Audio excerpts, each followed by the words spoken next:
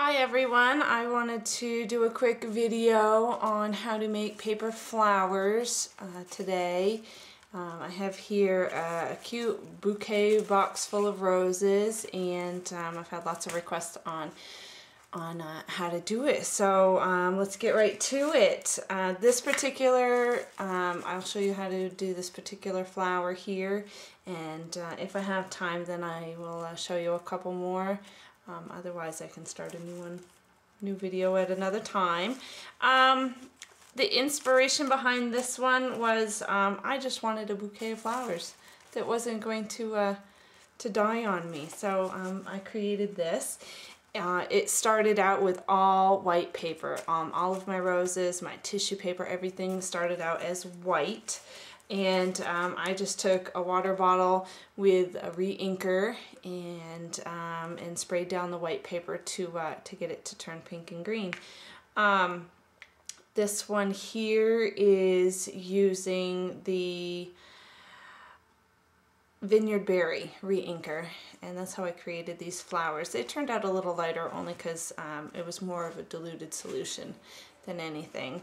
But to start these flowers, I just took a regular piece of cardstock, white cardstock. I have a 6x6 square here, and with this spray bottle, I just spritz the whole paper front and back.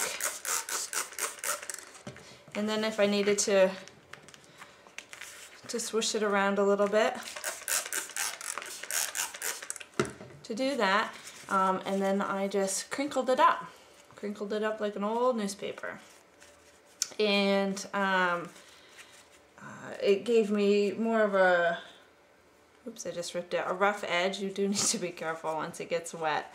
But that's all I did, and then I unfolded it, spritzed it a couple more times to add some more colors in there. And then I set it aside to dry. I have 15 roses in my little basket right here, but you can certainly make as many as you want. So,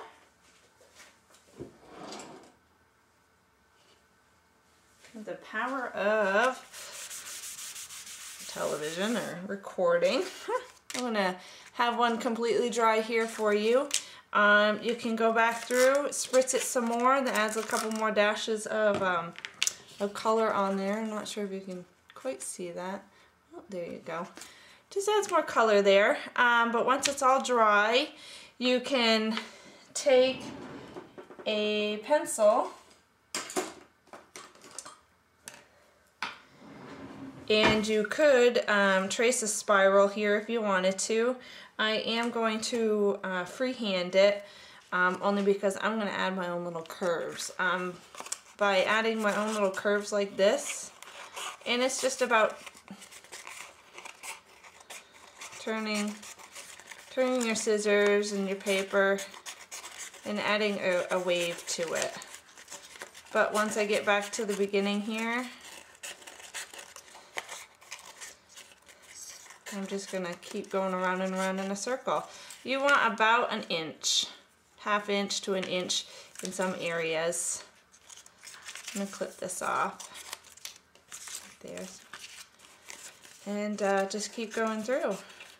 Turning your scissors and your paper until you come to the center.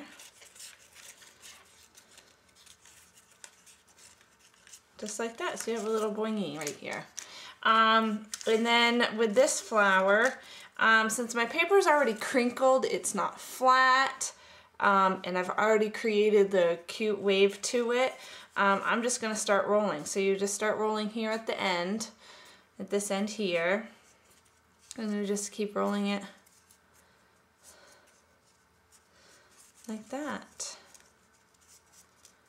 Ooh, the one detail I forgot, and I always seem to forget this, is to add more color and dimension to your flower, you can go through with an inked sponge and sponge the edges here on your waves, and it will add more color and dimension to your flower at the end. Let me tuck that in a little bit more. There we go. So you're just going to keep pinching down here at on the inside of it. Let me get a little closer for you.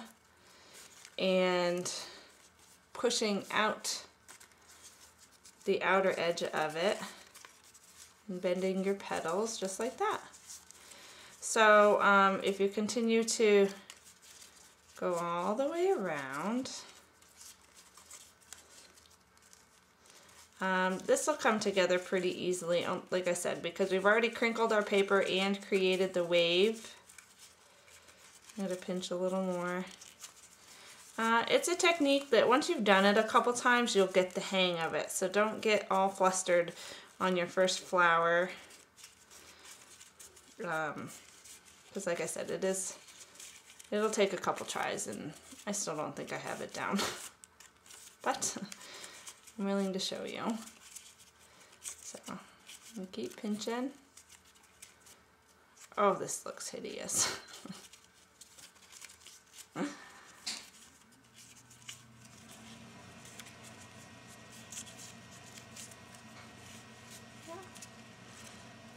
So there's that.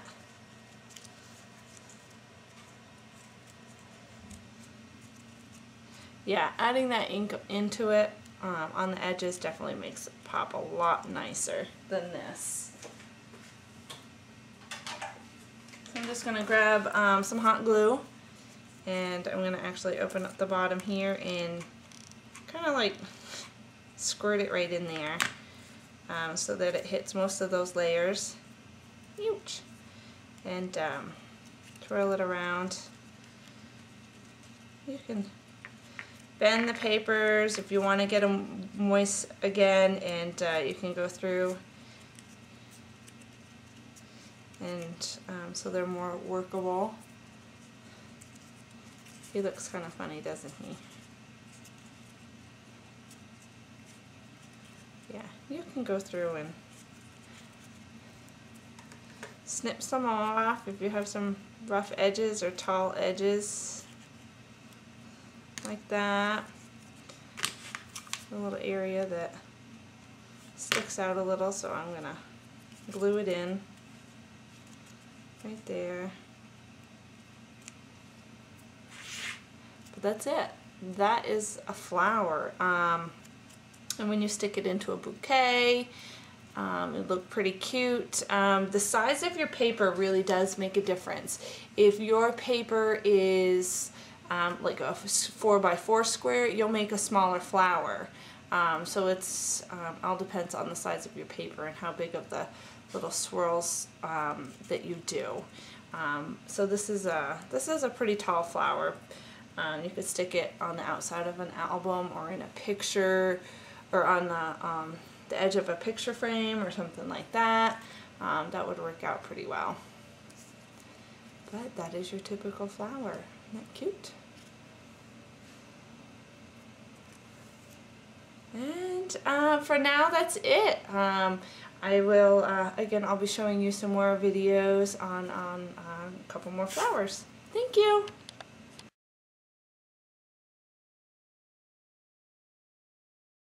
How to make paper flowers today.